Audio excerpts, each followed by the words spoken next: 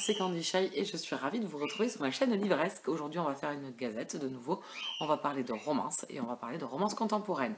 On va parler d'abord de Les Hades Singmen, le tome 4, Au-dessus des lois de Tilly Cole, une saga que j'adore. Ici, c'est de la romance contemporaine érotique, un peu dark quand même, due à son univers. Ici, on suit donc les Hades Hangmen, qui sont en fait un club de bikers et qui sont confrontés à une secte. Donc depuis le tout début de la saga. Et ils sont confrontés à ces gens qui sont un peu vicieux, enfin qui ont des pratiques pas très normales et qui font passer la religion et la foi pour assouvir leurs fantasmes les plus glauques et les plus dérangeants, perverses, enfin tout ce que vous voulez. Donc il y a des scènes forcément qui sont vraiment très dures. Nous avons suivi 3 Hades Hangmen dans les 3 premiers volume avec des jeunes filles qui venaient de la secte justement. Et donc ici on revient avec ces Hades Hangmen, mais ici c'est tourné différemment puisqu'on avait rencontré un des personnages qui est Riders dans le tome 1 et donc ce tome 4 lui est consacré. On retrouve Riders, donc d'abord les 3/4 du roman sont à peu près axés sur lui et sur ce qui lui arrive. Voilà. Dans le tome 1, il lui est arrivé des choses, donc je vais m'arrêter là, hein, ce sera à vous de le découvrir. Et ici, on est beaucoup plus axé sur lui et sur ses problèmes qu'ont engendré ses décisions dans le tome 1. J'ai adoré ce tome 4 qui est vraiment puissant, qui est vraiment top. Vraiment, le Rider, c'était un des personnages qui m'a tapé dans l'œil dès le tome 1. Je savais qu'il allait être voilà, ambigu, sombre, dans le questionnement, dans ses vraies valeurs, dans qu'est-ce qu'il recherche vraiment. Et j'ai pas été déçue du tout. Et en plus, la personne qu'on lui a mis en face, donc, puisqu'il va former un couple, bien évidemment, le but d'une romance, est top. Vraiment, j'ai adoré. Donc ça remet encore des conflits supplémentaires sur son dos, le pauvre. Et je trouve qu'il n'est pas épargné du tout et que il passe par des sales moments, vraiment. Voilà. Il est vraiment pas épargné. On n'est toujours pas épargné par ce qui leur arrive, par les pratiques de la secte. Et là, on touche le summum du summum. Il y a une scène vers la fin qui est quand même brute de décoffrage, surtout ça mêle les enfants. Enfin, de toute façon, depuis le départ, ça mêle les enfants, les femmes, les adultes et tout. Mais là, c'est vraiment... Enfin, voilà, il y a un passage très dur. Et Riders doit faire face à tout ça, entre son passé, son présent et le futur qui pourrait se profiler pour lui. Tout ça, eh ben, c'est hyper compliqué. Et moi, j'ai été trop captivée par ce tome 4, qui est pour moi le meilleur. Voilà. Pour moi, c'est le meilleur pour le moment, parce que c'est l'un des personnages que j'aimais le plus depuis le début. Et j'ai absolument pas été déçue. Je l'ai gobé, j'ai pas pu le lâcher. Et je trouve que, franchement, Ryder, c'est un personnage très fort. Bien évidemment, la personne qu'on lui met en face l'amène encore plus loin, parce que par moments, ben, il a envie de baisser les bras avec tout ce qui lui arrive. Et non, il reste fort, il va au bout de ses envies, il essaye que la personne, la jeune femme avec qui il est, soit heureuse, quitte à s'effacer, quitte à tout faire pour qu'elle le soit, quitte à lui s'effacer par rapport à ce qu'il pourrait être et à ce qu'il pourrait demander. Voilà, j'ai adoré Riders. Vraiment, c'était top. C'est comment vous dire, c'était génial. J'ai passé un excellent moment. On n'est encore pas épargné avec la secte, comme je vous disais. Franchement, c'est un peu brut de décoffrage. Je ne sais pas ce qui nous attend par la suite. Je pense savoir sur quel personnage féminin cela va porter, puisqu'à la fin de ce tome-là, rien n'est résolu encore pour cette personne-là.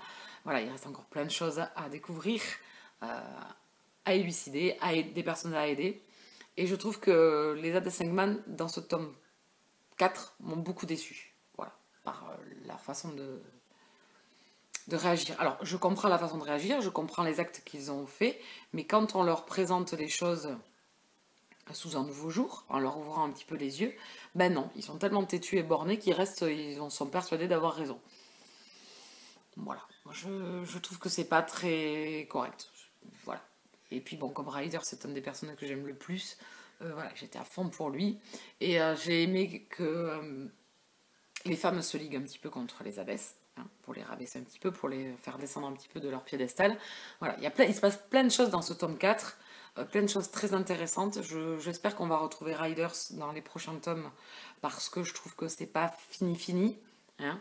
Je pense qu'on peut aller un peu plus loin. Il y a d'autres choses qui peuvent être faites entre les Hades, les femmes et Riders. Donc j'espère que l'on va continuer. J'ai adoré ce tome 4, c'est le meilleur pour moi pour l'instant de la saga. Donc je lui mets un 19 sur 20.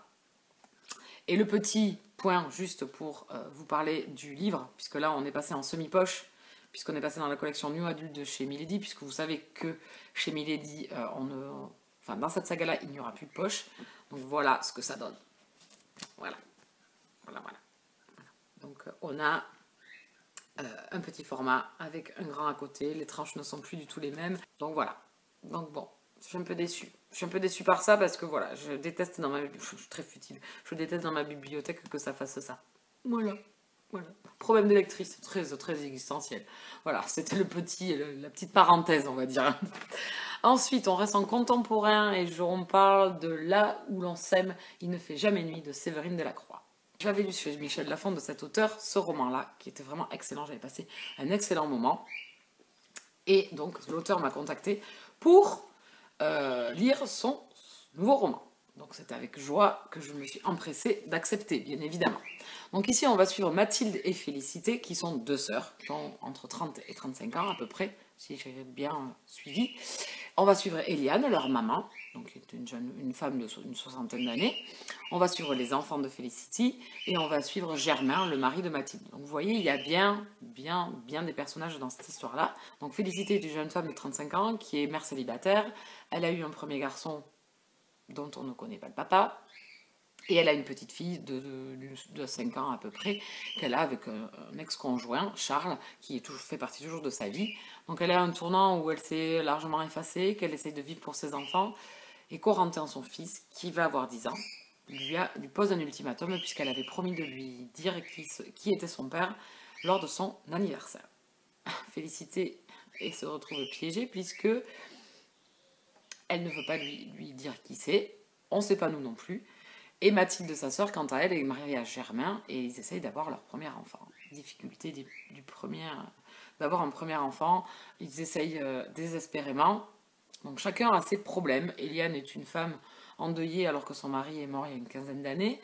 Elle essaye de vivre pour ses filles. Voilà, donc on va suivre ces personnages-là qui vont s'amener de bonnes choses, de mauvaises choses. Voilà, on va avoir droit au conflit de famille. Et on va avoir droit au conflit entre Félicité et son fils Corentin de 10 ans, qui lui reste campé sur ce qu'il veut. Il veut savoir qui est son père. Donc ça, vous le savez dans la 4e de couverture. Je ne vous apprends rien. Donc on va suivre ces personnages-là. Donc au début, j'ai pensé que ce serait un livre cocooning, tout simple, tout doudou. Puis en fin de compte, au fil des pages, on trouve que ça devient difficile. Voilà, on a de l'émotion et puis on en apprend plus sur nos personnages. Et on sent pour se profiler les petits soucis. Donc c'est vraiment un livre où on passe par plein d'émotions. Voilà, on file avec ces personnages-là. Alors ça reste doux, ça reste léger. La façon dont ça nous est raconté, ça reste voilà, une promenade estivale, puisque ça se passe en été. Enfin, ça se passe au début, au printemps, et on passe les mois comme ça avec ces personnages-là. Puis après, on est en plein été. Et au début, c'est deux sœurs qui ne s'entendent plus. On se demande pourquoi. Aujourd'hui, elles sont devenues presque deux étrangères. Et puis, les complications de leur vie vont faire qu'elles vont se rapprocher. Félicité va rencontrer quelqu'un qu'elle veut pas, qu'elle veut pas. Enfin voilà, c'est très compliqué parce qu'on apprend à connaître Félicité et on trouve que c'est un personnage assez effacé, tout doux, qui n'a pas forcément de caractère. Et on comprend au fil de la lecture pourquoi. Et forcément, on est touché. Et puis cette entraide, cette amitié, cet amour qu'ils se portent les uns aux autres. Donc c'est vraiment un livre, je trouve, parfait pour l'été, auquel on a mis une couverture parfaite pour l'été. Et c'était voilà, une très bonne lecture. J'ai passé un très bon moment avec cette famille, avec leurs complications et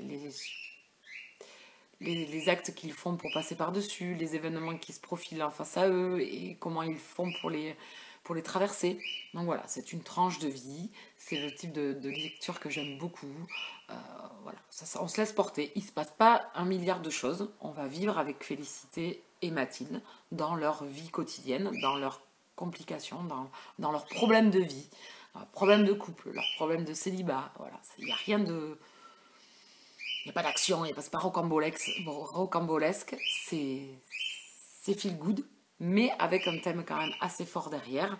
Et j'ai trouvé que voilà, ça portait quand même, et ça avait quand même un côté touchant par moment, où voilà, ça a su me toucher par ces personnages, par ce petit Corentin qui a 10 ans et on voit à travers ses yeux, à travers ce qu'il pense, et voilà, c'est touchant, voilà, par moments ça vous amène un petit peu les larmes de ces personnages-là, voilà. Donc c'était une très bonne lecture, je vous la conseille pour l'été, voilà, ça reste léger, ça reste doux. Donc j'étais ravie de retrouver la plume de l'auteur, je la remercie au passage de cet envoi. C'est toujours aussi agréable de la lire, je suivrai bien évidemment ses prochaines parutions. Je lui mets un 17 sur 20. Ensuite, le dernier dont je vais vous parler, c'est Riders, le tome 1, Chevauchée exquise de Lorelei James aux éditions Milady. Ici, on est dans de la romance contemporaine érotique, érotique plus même. C'est une réédition de cette saga-là en poche, qui était sortie en semi-poche chez Milady, et qu'ils ont réédité dans la collection Romantica. Donc la collection Romantica, c'est la collection érotique de chez Milady. Ici, on est dans un univers de cow-boy, dans l'univers des rodéos, et on suit Shining, une jeune fille qui a décidé de tout quitter sur la côte Est pour suivre un gars lors de ses rodéos, qui en a marre de la façon dont on lui impose sa vie et qui a décidé de faire ce qu'elle avait envie. Et on suit également Colby, qui est un cow-boy, qui est avec un trio, enfin qui est avec un... On suit Colby, là, de rodéo en rodéo, avec ses deux amis, Edgar et Trevor, avec qui il est très complice puisqu'ils partagent tout. Oui, oui, vous avez bien compris. Tout, tout, tout. Donc ici, Shining passe un pacte avec Colby. Il décide de l'amener avec lui et ses deux amis, sous certaines conditions. Je vous laisserai les découvrir. Et je peux vous dire que ce roman-là est chaud plus. Je veux dire, qui ne va pas avec qui dans ce roman? Voilà. Donc attention, il y a du triolisme, voilà, voilà. Ici tout le monde va avec tout le monde, c'est le deal. Ne soyez pas choqués, voilà, c'est vraiment de l'érotique plus. Au niveau de l'histoire, ça casse pas trois pattes à un canard, hein. Voilà, c'est beaucoup axé sur les scènes érotiques. On va de scène érotique en scène érotique, bien évidemment on a 2-3 fois du rodéo, un petit peu on les voit monter leurs taureaux et leurs chevaux, mais sinon sorti de là, on est plus à l'horizontale, voire à la verticale, mais les uns sur les autres, voire en mitouflé les uns sur les autres, voilà. Ça reste tout de même addictif par le fait que l'auteur est maligne et nous présente plein de personnages qui, bien évidemment, nous, en tant que lecteurs, on se laisse alpaguer par certains personnages. Donc moi, Trevor et Edgar sont deux personnages qui m'ont fortement plu. J'ai hâte de les découvrir, il va falloir attendre le tome 5, je crois, donc je vais encore patienter un petit peu. Dans le tome 2, on va retrouver également des personnages que l'on a trouvés dans le tome 1, donc Gemma et Cash. Pareil, j'ai envie de savoir qu'est-ce qui va se passer, puisque Gemma est une jeune femme de 40 ans et Cash est un jeune homme d'une trentaine d'années. Entre eux, voilà, va se profiler pareil une romance. Ici, donc ça commence par du cul pour du cul, entre Colby et Shining, et Trevor et Edgar. Oui, ne les oublions pas, parce qu'il y a beaucoup de monde quand même. Hein. Donc, et va finir, bien évidemment, par une romance. Donc il va y arriver quelques petites difficultés, mais qui sont vraiment... il n'y a rien d'insurmontable dans l'histoire, ça reste voilà, assez bateau, on va dire, il n'y a rien de révolutionnaire, il n'y a rien qui amène le lecteur à être épaté, sauf par les scènes de sexe que l'auteur gère de main de maître, franchement. Alors là, franchement, les scènes de sexe sont hyper détaillées, hyper chaudes à souhait. Alors là, c'est hot. Hein, là, chaleur plus. Je peux vous dire que c'était parfait avec les 30 degrés qu'on avait dehors. Et bien le livre était tout aussi chaud bouillant. Voilà, Colby et Shining étaient sympas. Il n'y a rien de révolutionnaire. L'univers est, on va dire, mis au second plan vraiment de l'histoire. Là, on est vraiment dans la romance érotique pure et dure. Voilà. Ça ne m'a pas dérangé. Ça reste, comme je vous dis, très addictif tout de même. Voilà, c'était agréable de suivre leurs péripéties, savoir comment ça allait se finir, avec qui elle allait finir surtout, hein, parce que bon, avec tout le monde qu'il y a, à combien ils allaient faire finir en couple, ben, ça peut être à 2, à 3, comment ça allait se terminer pour eux. Forcément, l'auteur nous alpague un petit peu pour la suite, hein, je vous dis, avec tous ces personnages qu'elle nous profile. Donc je continuerai la saga, bien évidemment, ça se lit. Moi, je trouve que c'est parfait, entre deux lectures, sans prise de tête, voilà, ça a fait son travail, ça a fait sa petite fonction, c'est ce que je lui demandais. Donc je lui mets un 15 sur 20, voilà, et je continuerai la saga. Et bien on a fait le tour de mes lectures, j'espère que peut-être je vous aurai donné envie de lire ces livres. Sinon, moi, je vais vous laisser là. Hein. Je vous retrouve très bientôt en vidéo. Et je vous souhaite à tous et à toutes de très très bonnes lectures. Bisous câlins.